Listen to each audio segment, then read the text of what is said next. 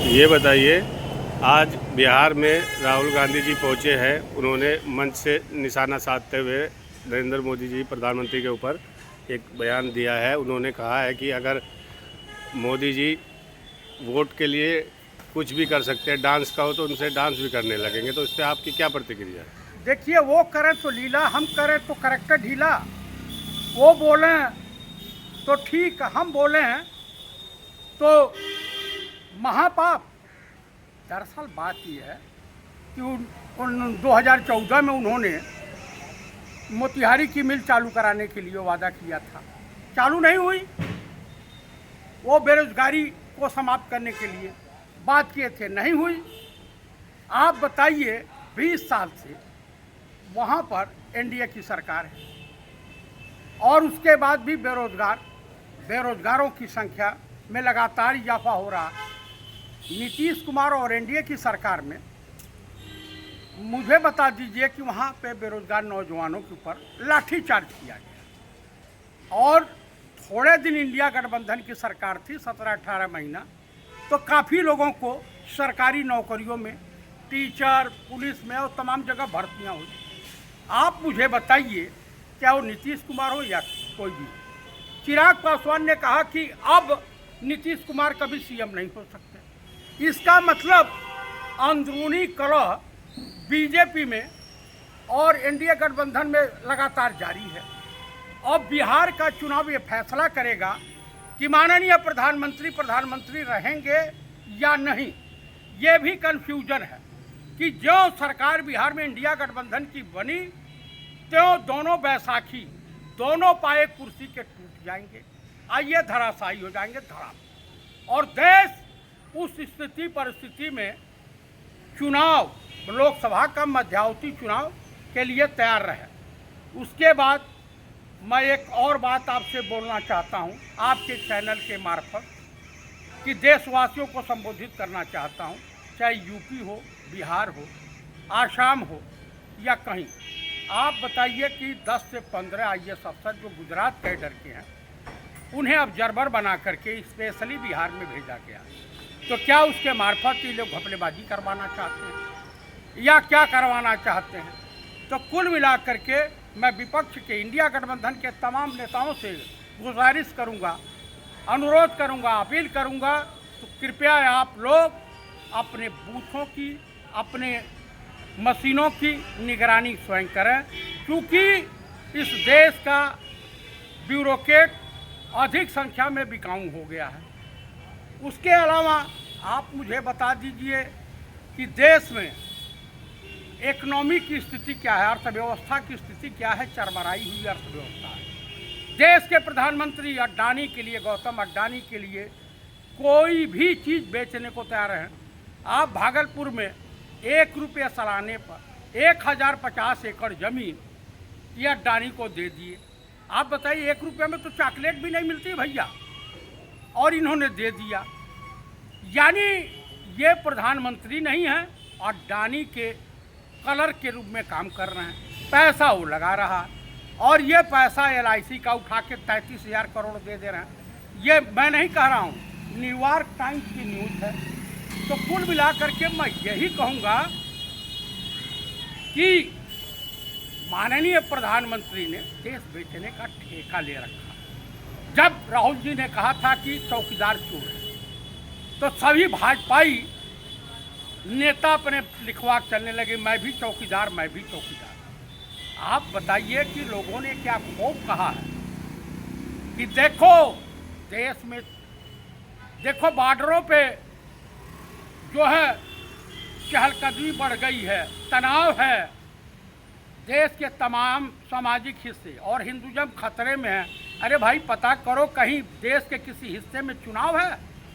आप बताइए, JP नड्डा का बयान है कि वो कह रहे हैं कि 300 आतंकवादी घुसपैठ कर गए हैं। यानी जनता को डरवाना चाहते हैं। सरकार आपकी है, बॉर्डर की जिम्मेदारी आपके पास है। आतंकवादी आए कहाँ से? वो कौन से आतंकवादी हैं? बिहार में इनके प्रचार करने के लिए इनके लोग गांव में वोट मांगने नहीं जा पा रहे हैं। इनके जो है ये कुछ भी कर डालें, कहीं कुछ होने नहीं जा रहा। तो राहुल गांधी ने तो कमज़ोर नस पकड़ ली। अब बिहार में ही परिवर्तन की दिशा दे रहा है इस देश को। और बिहार से जो चिंगारी भड़केगी पूरे देश को अपने लपेटे में ले लेगी। इमरजेंसी के समय उससे पहले बिहार से ही आंदोलन की शुरुआत हुई थी। और ये समझें कि हम जो है देश में तानाशाही चला लेंगे, ये देश कभी तानाशाहों को बख्शा नहीं है। चाहे कोई भी हो, चाहे किसी टाइप के हों, आप धर्म की अफीम खिला करके आप देश का बंटवारा करना चाहते हैं, देश को बर्बाद करने का ठेका ले रखा है। आप बताइए कि किसी समय इमरजेंसी में नारा था और एक स्लोगन था कि हम दो हमारे दो।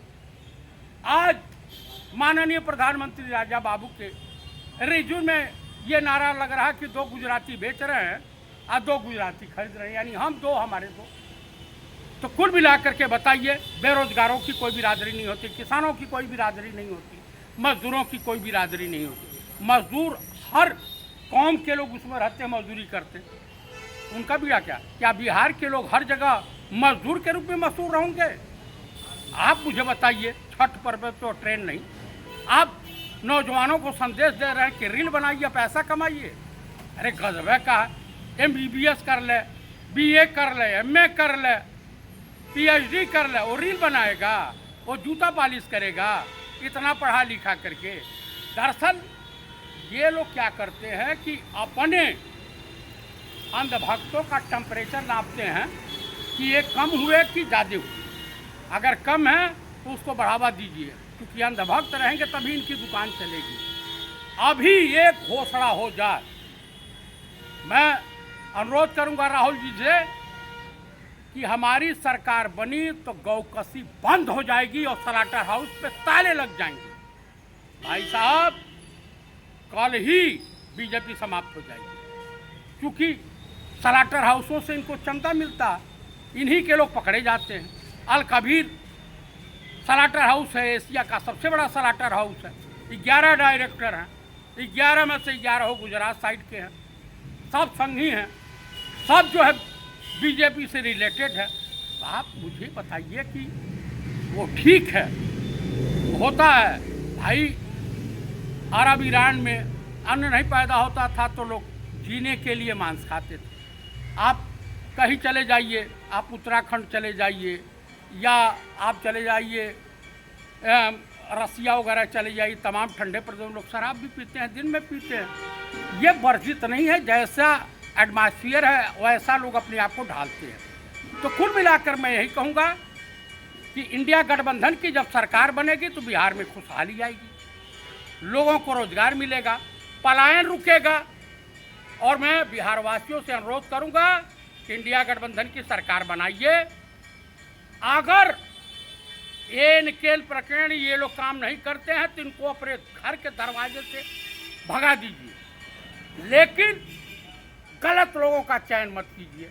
आप इंडिया गठबंधन के साथ आइए। राहुल जी जो कहते हैं वो कहते हैं, और राहुल जी ने जो कहा है वो किया है, और जितनी बातें उन्होंने बोला है वो बातें अक्षरशः सत्य हैं। उन्होंने कोरोना के बारे में बोला, उन्होंने इकनॉमी के बारे में बोला, उन्होंने तमाम तरह की। आप बताइए कि आज एक कहावत प्रचलित है कि अगर थोड़ा पाप किया है तो गंगा में स्नान कर लो, आपके पाप धुल जाएंगे। अब बहुत ज़्यादा पाप किया है तो बीजेपी ज्वाइन कर लो, वहाँ डिटर्जेंट में धुल करके आपके पूरे के पूरे पाप धुल जाएंगे, रहना वहीं पड़ेगा। तो कुल मिला के जो है बात यही है, और देशवासियों को सोचना पड़ेगा, देश के पढ़े लिखे नौजवानों को सोचना पड़ेगा, बेरोजगार नौजवानों को सोचना पड़ेगा, किसानों को सोचना पड़ेगा। इसी के साथ में जय हिंद, जय भारत।